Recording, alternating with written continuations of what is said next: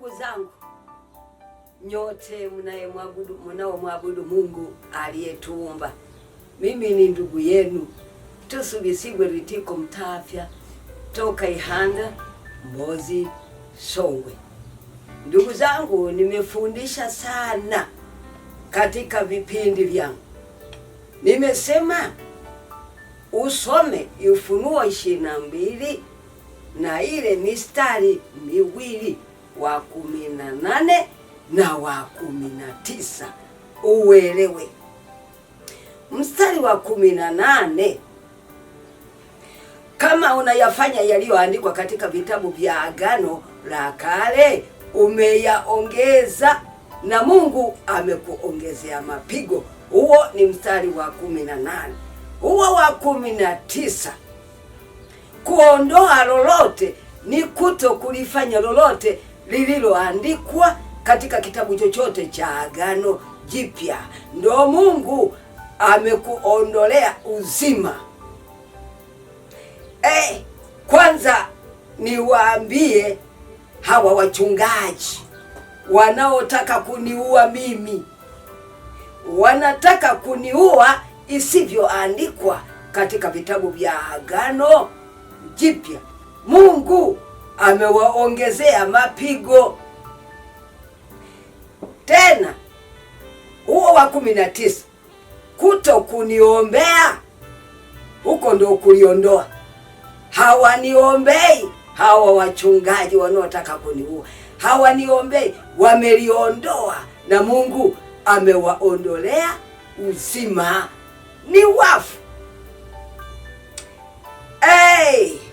Niendelee kusema na ninyi wachungaji nyote, hata kama mko Zambia, nisikilize wachungaji, mjijue jinsi mlivyo ongezewa mapigo na jinsi mlivyoondolewa uzima, ni wafu. Wachungaji nisikilize, nimesema hata kama upo Zambia, madamu we ni mchungaji, hata kama upo Malawi ni mchungaji, hata kama upo Tanzania hii wewe ni mchungaji, hata kama upo Kenya ni mchungaji.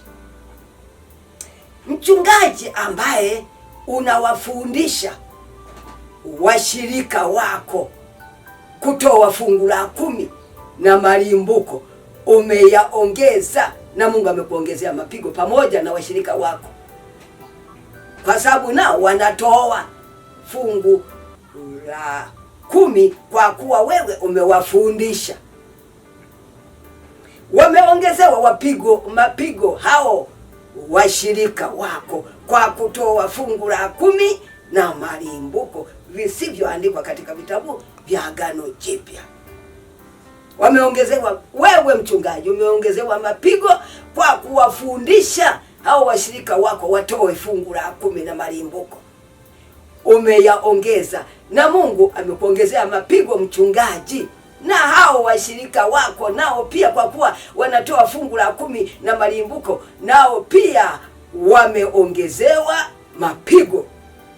Mchungaji nisikilize, huwafundishi washirika wako kuwapa watu vitu. Umeliondoa. Huo ni mstari wa 19. Umeliondoa na Mungu amekuondolea sehemu yako katika mti wa uzima na katika ule mji mtakatifu ambao habari zake zimeandikwa humo. Na washirika wako pia, kwa kuwa hujawafundisha kuwapa watu vitu, hawawapi watu vitu, wameliondoa. Huo ni mstari wa 19. Wameliondoa, hawawapi watu vitu. Nao pia Mungu amewaondolea sehemu zao katika mti wa uzima na katika ule mji mtakatifu ambao habari zake zimeandikwa humo. Nimesema mti wa uzima ni Yesu, uzima ni Yesu. Mji mtakatifu ni kanisa. Kanisa ni mwili wa Kristo. Kristo ni kichwa cha kanisa, naye ni mwokozi wa mwili. Hapo Mmeondolewa, hamjaokolewa. Mmeondolewa nyote wachungaji, mpo nje ya mji mtakatifu. Mungu awasaidie sana ambao mtabahatika kunisikiliza hiki kipindi. Ujisikie hivyo mchungaji, kwamba kwa kufundisha washirika wako kwamba mtolee Mungu fungu la 10 na malimbuko umeyaongeza. Huo ndio mstari wa 10. Kuyafanya yote maneno yaliyoandikwa katika vitabu vya Agano Jipya, huko ni kupenda giza kuliko nuru, na Yesu ndo nuru. Kuto kuyafanya yote, bali kuyafanya yote maneno yaliyoandikwa katika vitabu vya Agano Jipya, kuanzia Mathayo hadi Ufunuo. Kuyafanya yote huko ndo kuisikia sauti ya mwana wa Mungu hata uwe hai. Kuto kuyafanya yote huko ni kuzimia kwa kiu. Hapo mjijue ninyi wote wachungaji kwamba hivyo mmezimia nyote kwa kiu ya kukosa kuyasikia maneno ya Bwana. Hapo Yesu alitimiliza unabii wa Amosi. Mungu alitumia kinywa cha Amosi kwa kusema, angalia siku zinakuja, asema Bwana, ambazo nitaleta njaa katika nchi, si njaa ya kukosa chakula wala kiu cha kukosa maji, bali kiu cha kukosa kuyasikia maneno ya Bwana. Kuto kuyafanya, kuto kuyafanya ndio kuto kuyasikia maneno ya Bwana. Wachungaji nyote ambao hamwafundishi washirika wenu kuwapa watu vitu, mumeondolewa uzima. Hamuisikii sauti ya mwana wa Mungu anayesema kwamba wapeni watu vitu, na kwa kuwa hamuwapi watu vitu, hamuisikii sauti ya mwana wa Mungu, ni wafu. Kwa kuto kuisikia sauti ya mwana wa Mungu, sauti ya mwana wa Mungu, maneno ya Yesu yaliyoandikwa katika vitabu vya Agano Jipya, hiyo ni sauti yake Yesu mwana wa Mungu.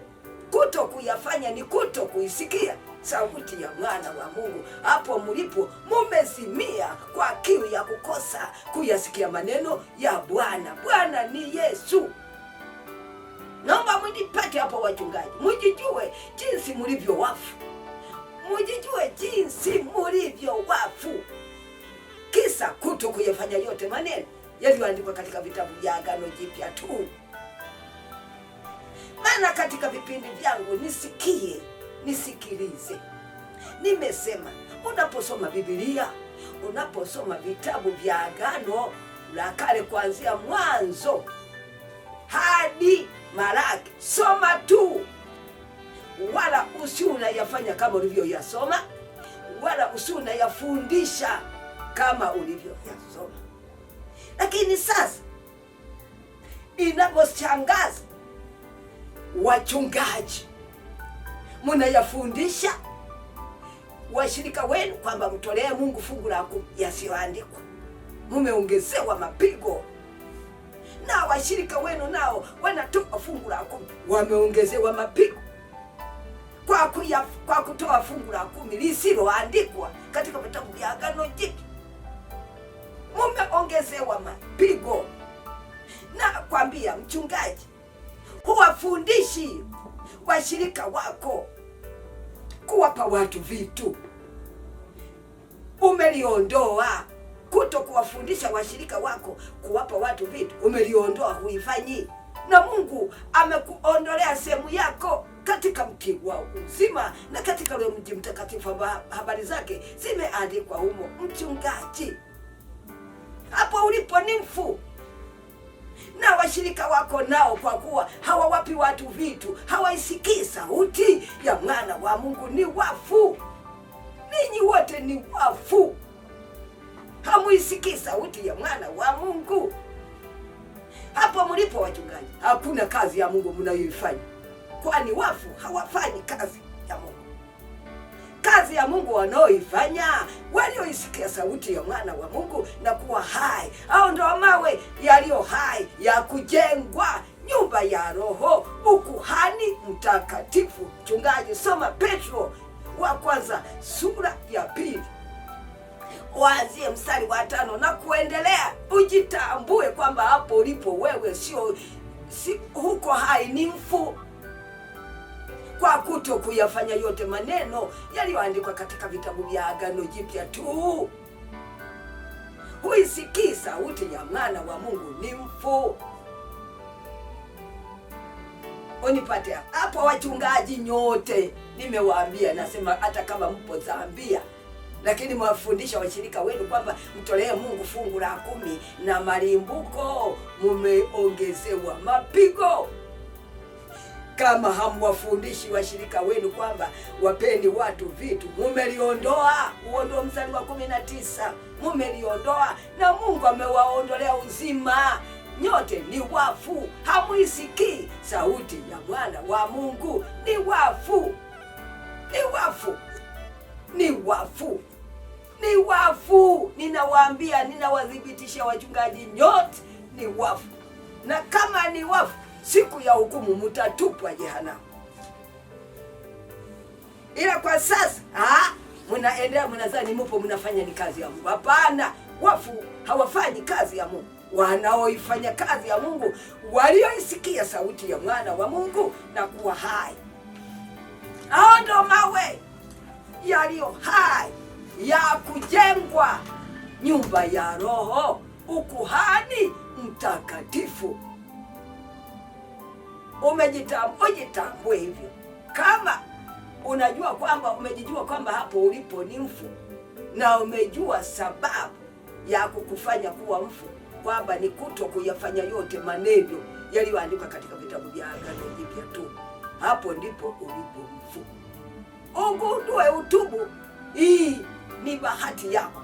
Mungu ni mwokozi, ni mwokozi wa ulimwengu wote. Hivyo ulimwengu wote, inawezekana watu wake wote wakawa wafu kwa kuto kuisikia sauti ya mwana wa Mungu. Ni wafu. Kuisikia sauti ya mwana wa Mungu hata uwe hai ni kuyafanya yote maneno yaliyoandikwa katika vitabu vya Agano Jipya tu, kuanzia Mathayo hadi Ufunuo. Kuyafanya yote ndio kuisikia sauti ya mwana wa Mungu hata uwe hai.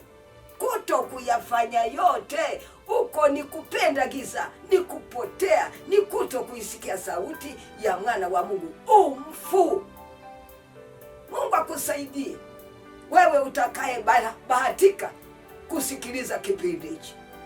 Mungu akusaidie ujikutue wewe mwenyewe kwamba hapo ulipo ni mfu, na kazi zote unazozifanya ukasema mimi nipo na dhehebu langu au na kituo changu, ukizani upo unatumika. Hapana, wafu hawatumiki.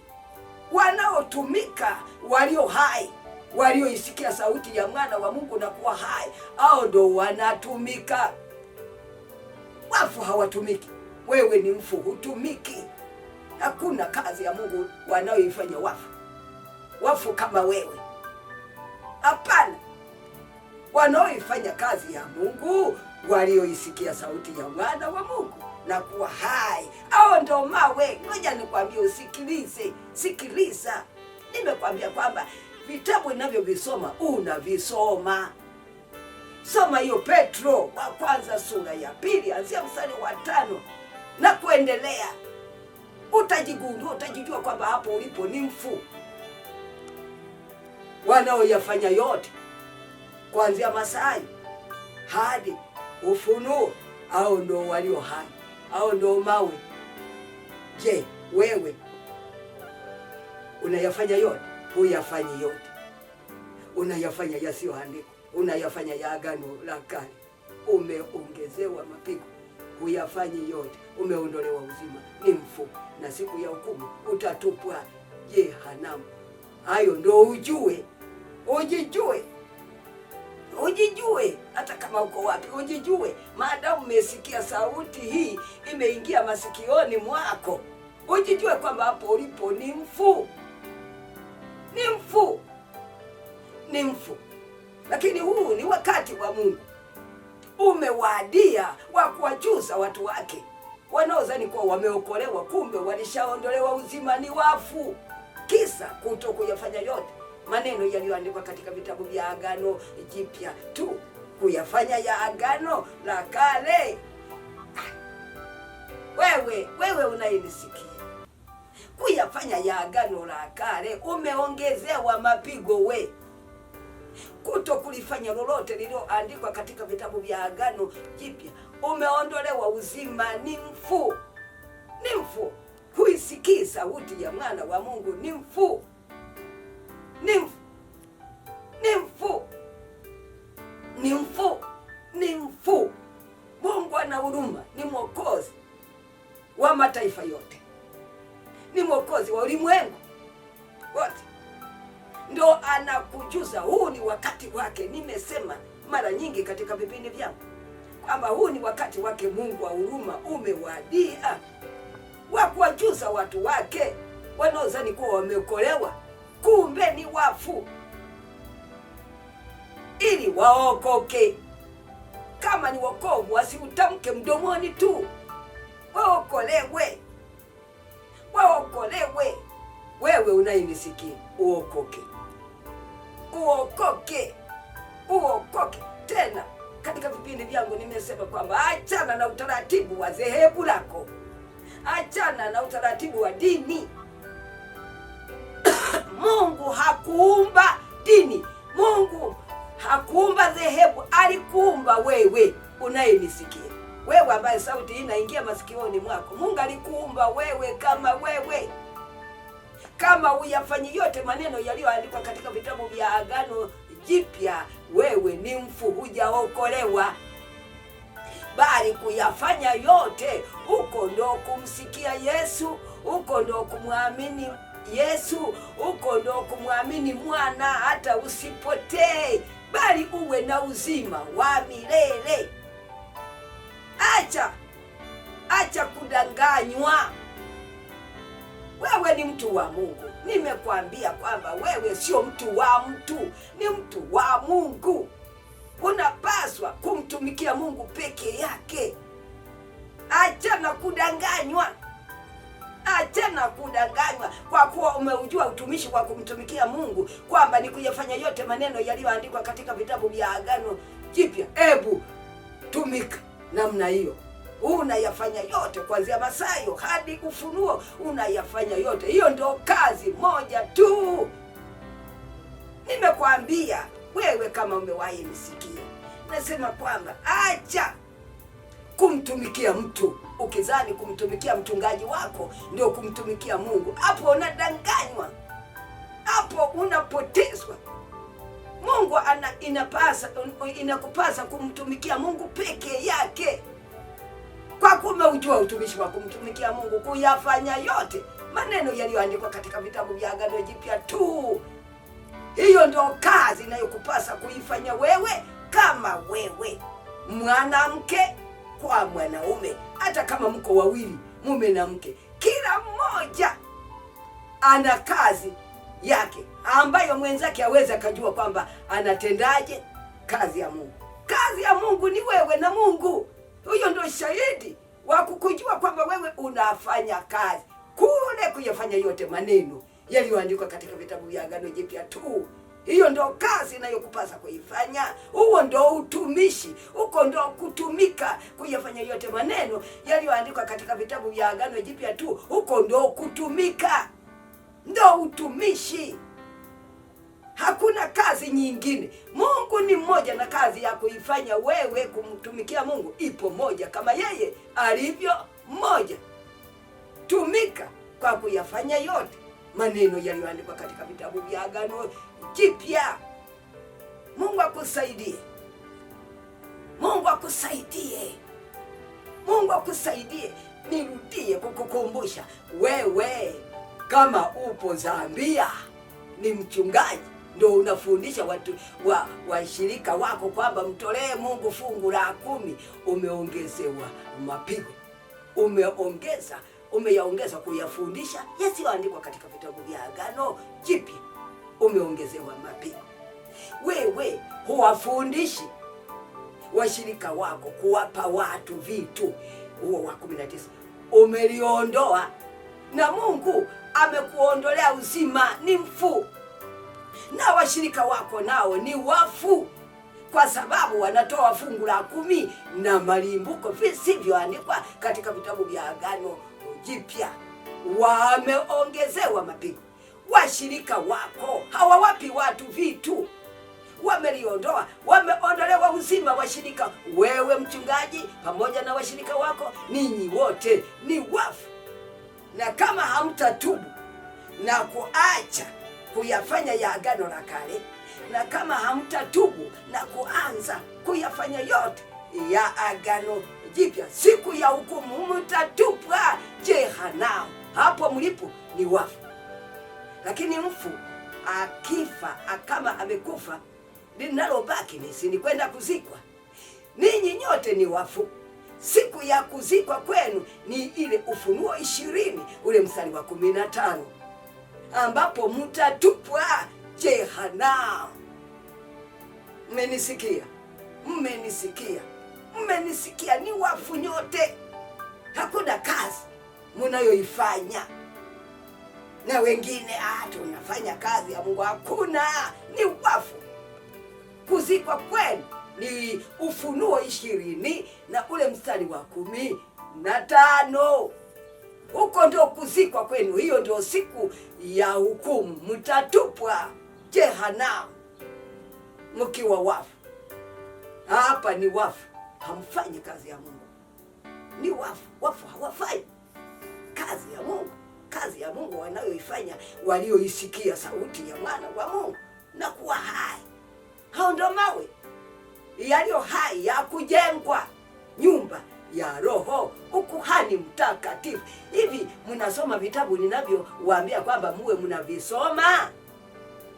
Muwe mnavisoma. Tena ninasema kwamba kama ukijua kwamba hujaelewa, nipigie simu. Mimi nimejisema kwamba mimi ni mwalimu wa Agano Jipya, sio mwalimu wa Torati. Kwa hiyo nipigie simu nikufundishe, ujue kuyaongeza, ujue kuliondoa lolote ni kufanyaje, ili ujielewe, ujijue kwamba hapo ulipo umeondolewa uzima. We ni mfu, ni mfu. Na tena nchi nzima watu wa Mungu wamezimia kwa kiu ya kukosa kuyasikia maneno ya Bwana, kuto kuyafanya. Huu ndio unabii wa Amosi. Huu ndio unabii wa Amosi. Usi unategemea kwamba unabii aliyosema Amosi bado. Hapana. We mwenyewe umezimia kwa kiu ya kukosa kuyasikia maneno ya Bwana. Bwana ni Yesu. Kuyafanya ndio kuyasikia, kuto kuyafanya ni kuto kuyasikia, ni kuzimia. Mungu akusaidie. Mungu akusaidie sana. Nafurahi sana kwa kuwa Mungu wakati wake umeshawadia wa kukitumia kinywa changu hiki. Nafurahi, nafurahi, nafurahi. Katika vipindi vyangu nimesema kwamba wewe unayetaka kuzuia kama vile wengine wanavyonizuia nisihubiri redioni, kwa kuwa haya eti ninayoyatamka hawataki yasikiwe na watu wengine. Ndio kisa mimi cha kufukuzwa. Hata katika dhehebu langu mimi nimefukuzwa, kwamba kwa nini tunakukataza kuhubiri redioni, umeendelea. Kwa hiyo sisi hatukutaki katika dhehebu letu. Sisi hata kama ukifa hatutakuja kukuzika, maana tunakuonya, tunasema acha kuhubiri redioni, huachi. Ndio sababu na wengine wachungaji wanataka kuniua. Ni sababu hiyo hiyo ya kwamba kwa nini mimi nahubiri redioni, siachi kama wanavyoniachisha. Ndio nimesema kwamba huwezi kuzuia kusudi la Mungu. Huwezi kuzuia. Uwe ni nani? Uwe ni nani? Uwe ni nani? Nami nasema kwamba siwezi kufumba kinywa changu Mungu asikitumie. kwa sababu ya kuogopa kwamba eti sitasikwa na ninyi wa dhehebu hilo, maana dhehebu hilo fulani ndio nimefukuzwa kwalo, kusema kwamba huyo Mungu huyo mama, hata kama naingia katika majengo yenu ya kuabudia, mfukuzeni, hatuko naye. Nao wachungaji wanaopenda vyeo kuliko kumpenda Mungu wananifukuza. Wanasema kwamba wewe mama, hata kama ukifa hatutakuja kukuzika, maana tunakuonya kwamba acha kuhubiri redioni, huachi. Nami siwezi kufumba kinywa, Mungu asikitumia kwa wakati wake, wakati ndiye aliyeniumba, ndiye aliyekifanya kinywa hiki kwamba kitamke. Alijua na siku za kuja kukitumia kinywa changu. Mimi siwezi. Na wewe mnayenipinga wa dhehebu fulani, mshindwe. Mmeshindwa tena. Nimewaambia siku nyingi nikasema kwamba mmeshindwa kuzuia, kama vile Yesu alivyokuwa amefufuka. Wayahudi waliwaweka walinzi kwamba mlilinde sana hili kaburi, wasije wanafunzi wake wakaja wakamwiba, baadaye wakasema amefufuka. Wale walinzi walilinda. Je, Yesu hakufufuka? Alifufuka. Ndio nimesema kwamba na wewe unayesuia kwamba mimi Mungu aache kukitumia kinywa changu hiki, umeshindwa kama Wayahudi walivyoshindwa. Nawe pia umeshindwa, na uendelee kushindwa. Aendelee kukitumia kinywa changu. Asante kama umenisikia, Mungu akusaidie. Niende kutaja namba yangu. Nimesema kama hujaelewa unanipigia, ila vitabu vyote unavisoma. Niende kutaja namba ya simu yangu ili uwe tayari kwa kunipigia.